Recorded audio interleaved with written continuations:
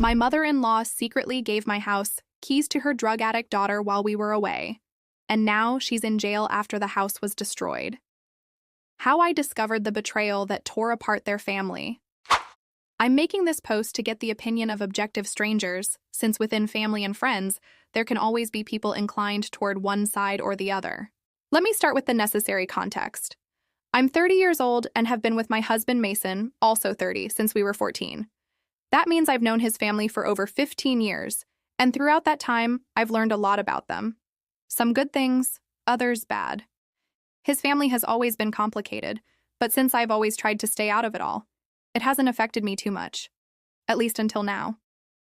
Mason's sister Brenda, 35, has led a difficult life for a long time. She's been something worse than the black sheep, unpredictable, always getting into trouble. But it wasn't always like that. There was a time in our teens when Brenda was simply a normal girl. But over time, things started to get out of control. I don't know exactly what happened, but she fell into drugs, and that was the beginning of her downfall. It wasn't just a phase or experimentation. Brenda immersed herself in the world of addiction, and with it came thefts, lies, and manipulation. She stole from family members, lied about where she had been or what she was doing, and hurt people without seeming to care. It broke my heart when she once stole money from Mason and me. We had been saving for months to buy a new refrigerator, and the money disappeared in the blink of an eye. When we confronted her, she acted as if it wasn't a big deal. She even laughed as if we were overreacting. Luckily, Mason's father replaced the money for Brenda, and the matter was left there. Her problems didn't end there. The drugs made her act violently, and soon she was arrested. These weren't minor offenses anymore. Brenda was involved in serious crimes. She would rob stores, get into fights, and face charges that couldn't be ignored. That's when Mason, his parents, and the rest of the family started to distance themselves from her. We all understood that she wasn't going to change no matter how many chances we gave her. I remember Mason and I talking about how we could no longer continue supporting her destructive behavior. It wasn't that we didn't care, but we couldn't keep enabling her. The more we helped, the more she took from us, and things never improved. She entered rehab several times, and for a short while, there was a glimmer of hope for improvement. We had put a lot of faith in her rehabilitation, but she always relapsed. It was sad because there wasn't much we could do for her. Each relapse brought more chaos, more stolen money, more lies, and more broken promises. The worst part was that she hurt those who really wanted to help her. For Mason in particular, it was very difficult. He loved his sister, but she only dragged him into her problems whenever she could. Eventually, he decided to stop talking to her. He couldn't bear to see her continue to destroy the family. And here's where it all gets interesting. My mother-in-law, Nancy, 60, has always had a special place in her heart for Brenda. No matter how many times Brenda messed up, Nancy was convinced that her daughter deserved another chance, and that she would eventually get her life back on track. I completely understand that. She's her mother, and as a mother, you always want to see the best in your children.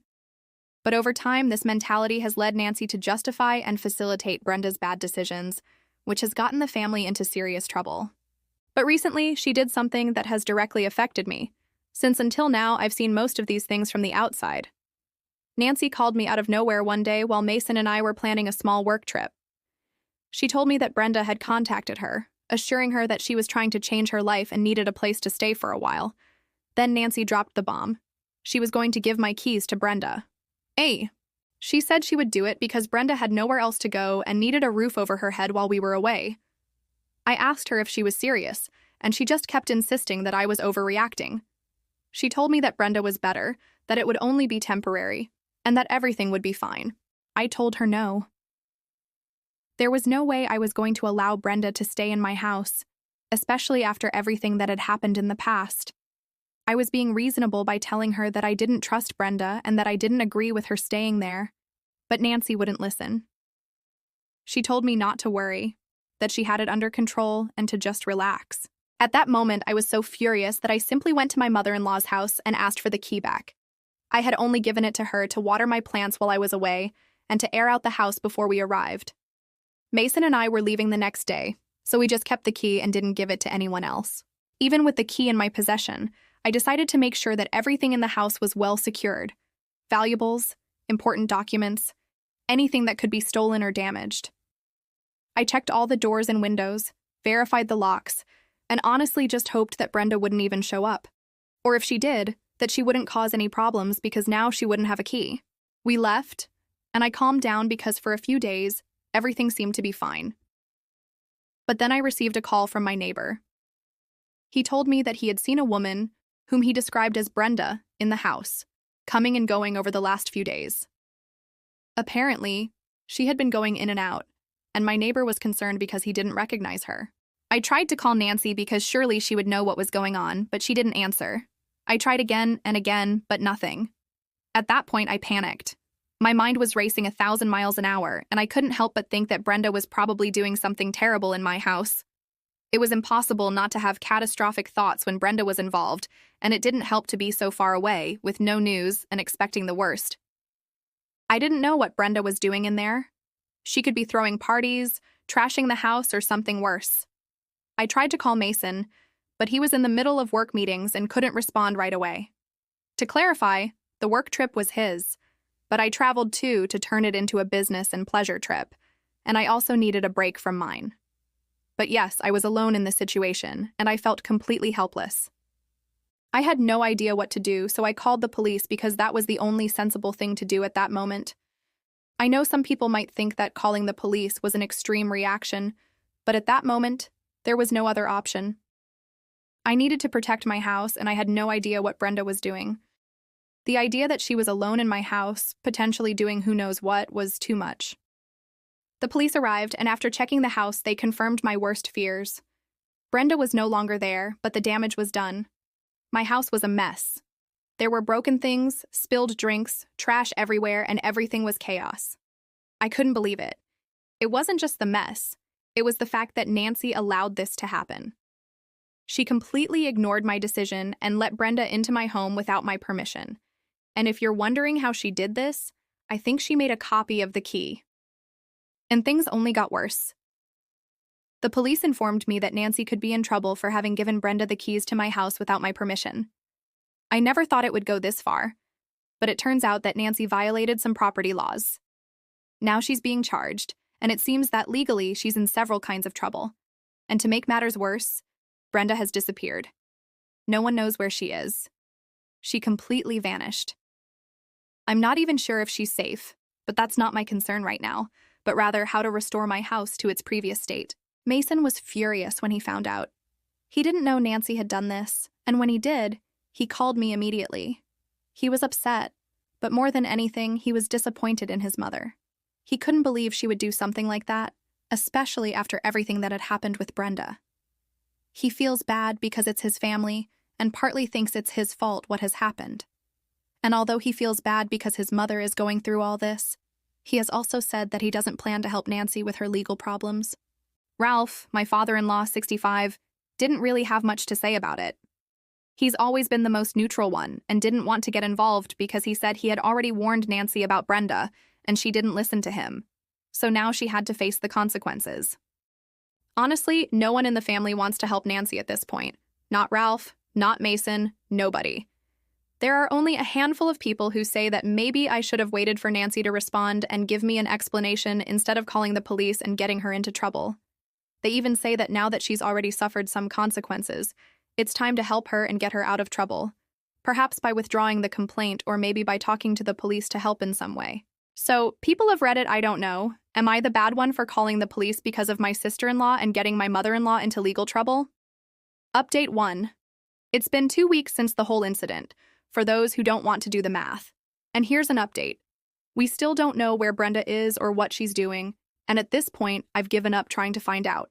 I've done this because it was a common comment on my previous post. The truth is, she's the least of my concerns right now. Eventually, my father-in-law Ralph paid Nancy's bail to get her out of jail. Honestly, I never thought the day would come when Nancy would have trouble with the law. But here we are. I guess I shouldn't be so surprised considering the way she's been covering for Brenda over the years. But still, this is a new level. According to Ralph, Nancy has confessed to having a copy of the key for a long time, even though she pretended to accept ours when we went on trips so that we wouldn't know. Her defense is that she needed one for an emergency. If we got locked out, she would save us, and we would thank her for it. That could have happened if she hadn't done what she did with Brenda. Not even jail has made her think that everything she did was wrong. There's no remorse, no apology. Instead, she keeps defending Brenda like a fanatic. She knows very well what her little angel has caused in my house. My father-in-law has shown her the photos. I understand that she's her daughter, and I get that as a mother, she wants to help her. But at some point, she has to realize that all of this has been very wrong. Brenda is an adult who has made enough mistakes, and Nancy has to stop justifying them. Although it's not just justification, she really believes that Brenda is changing her life and that I should give her another chance. She's tried to call me several times, leaving me voice messages begging me that it's just a relapse, but that she's seen improvements in Brenda. But I don't believe her. For years, she's been giving Brenda second chances, and all she's done is get worse and worse. It's not that I don't care about Brenda, but I can't keep allowing my home and my peace to be at risk just because Nancy is too blind. Mason and I are still trying to deal with the mess Brenda left. She ruined many of our things, probably worth hundreds or even thousands of dollars. When I entered and saw the mess, I was completely devastated. There were broken objects everywhere, food and drink stains on the furniture, and everything was spread around as if a tornado had passed through. It wasn't just disorder. It seemed like someone had intentionally tried to ruin everything. I don't even know where to start with the list of things I need to fix or replace. The refrigerator, the sofa, the coffee table, everything is broken or completely unusable. It was much worse than I initially imagined when they told me about it. Mason is understandably furious about what happened, although angry is no longer a word that fits his state. I would say furious or something worse. In fact, he demanded that Nancy reimburse us for everything, every object that Brenda destroyed or ruined. Nancy has been even more defensive when Mason demanded that she pay for things. She's looking for any excuse not to pay and for us to let this go, but it's too much. We're not talking about a vase or a chair, but many objects and a lot of money that we'll have to pay ourselves if she doesn't. So we're very motivated to seek compensation. Mason told Nancy to shut up once and for all, and if she wanted to keep defending Brenda, at least pay for the damages. The worst thing for Nancy, besides the growing number of problems she has, is that the rest of the family is also distancing themselves from her. I'm talking about the family on Mason's side. Mine is completely on my side right now. Even Ralph, who has always been the most neutral in the family, is distancing himself from her. He told her that he had warned her about Brenda, and that she should pay us, because if not, things could get even uglier for her. If she still refuses to pay for these things, we'll have no choice but to seek a lawyer and sue her. It will be more legal problems, but it's not like we can find another way to do it. Update 2. We continue with the wave of increasingly frequent updates, judging by the time that has passed since the last one, just 1 week. A couple of days ago, Ralph received a call from his bank about some strange charges on his credit card. They informed him that there was suspicious activity and the bank had blocked the card. Ralph immediately canceled the card, suspecting that perhaps he had been hacked or something like that. He hadn't made any unusual purchases, so it all seemed very strange to him.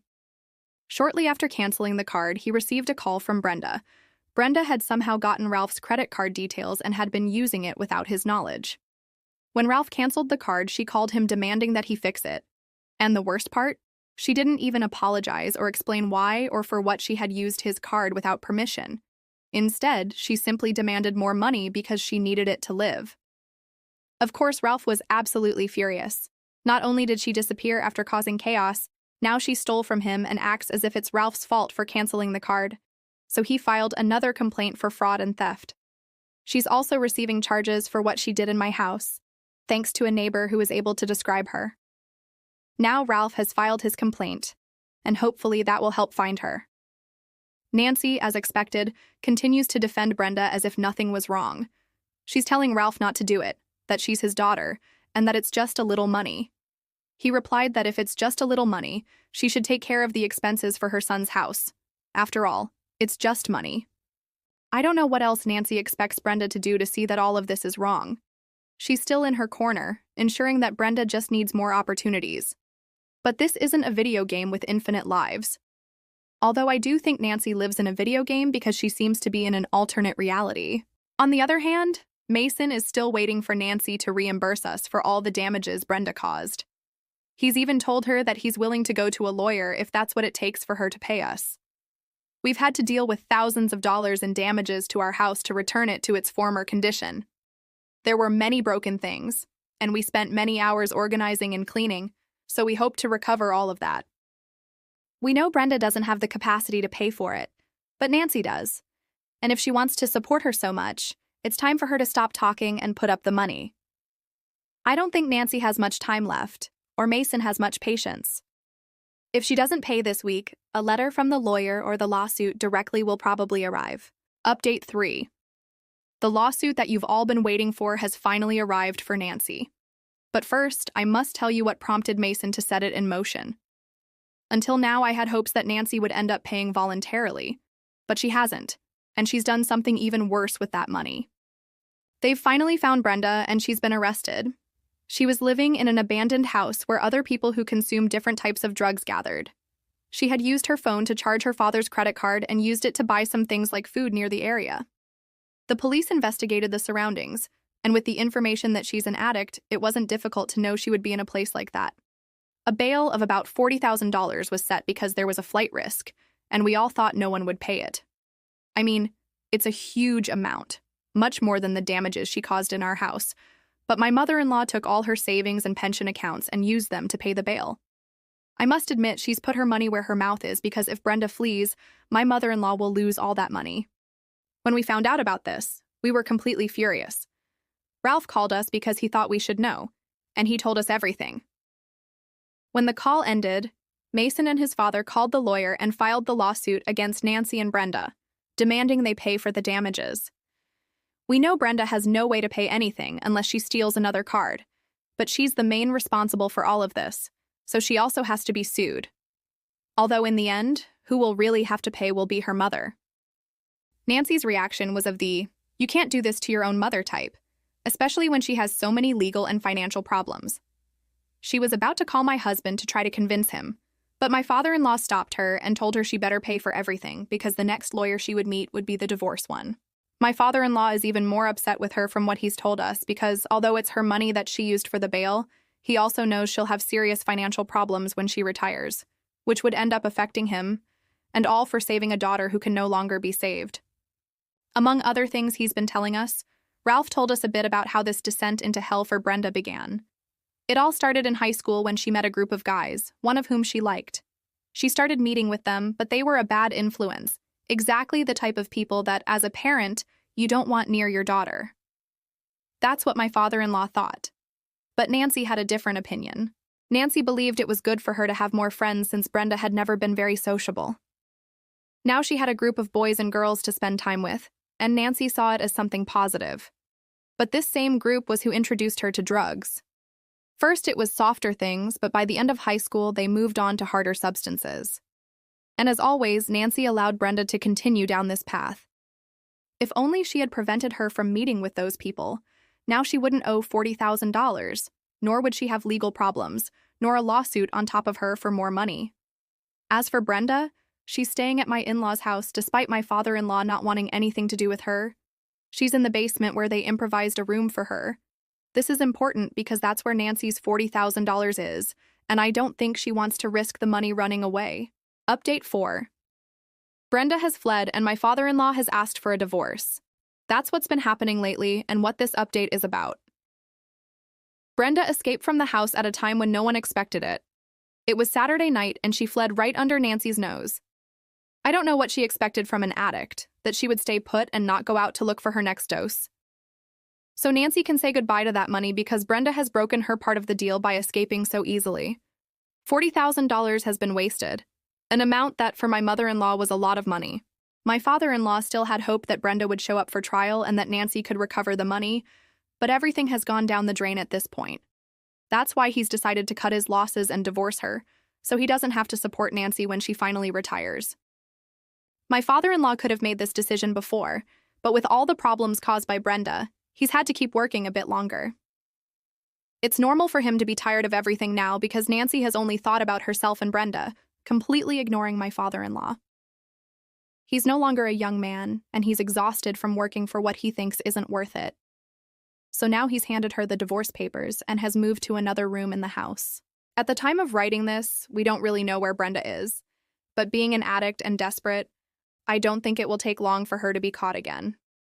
At least my father-in-law has made sure that when she returns to live there, all his documents and bank cards are no longer in the house. He wasn't going to risk Brenda stealing them again.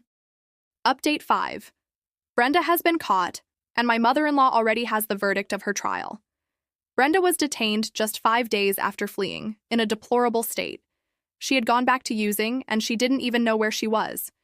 New charges have been added to those she already had, and my mother-in-law won't recover her money because while Brenda was on the run, she didn't show up for a hearing as stipulated.